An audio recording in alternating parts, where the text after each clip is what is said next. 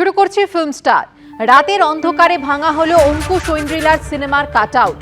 নারী চরিত্র বেজায় জটিল ছবিটির কাট আউট ভাঙল অজ্ঞাত পরিচয় ব্যক্তিরা। আর ঘটনার জেরে বৃহস্পতিবার রাতে চারু মার্কেট থানায় অভিযোগ দায়ের করলেন অঙ্কুশ ঐন্দ্রিলা। ছবির প্রচারে নবীনা সিনেমার উল্টো দিকে সুবিশাল কাট আউট লাগানো হয়েছিল। ছবি মুক্তির আগে সেই কাট আউট ভেঙে ফেলা হয়েছে। এটা পুরোটা ইন্টেনশনাল। একটা 30 ফিটের কাট আউট অ্যাকচুয়ালি খুবই এক্সপেন্সিভ হয়, আর আমার পক্ষে সত্যি কথা বলতে একটা কাট আউট দ্বিতীয়বার করে লাগানো আমার পসিবল না। আমরা লাগিয়েছিলাম দুদিন আগে যাতে ইম্প্যাক্টটা পড়ে, পাবলিসিটি ইম্প্যাক্টটা পড়ে।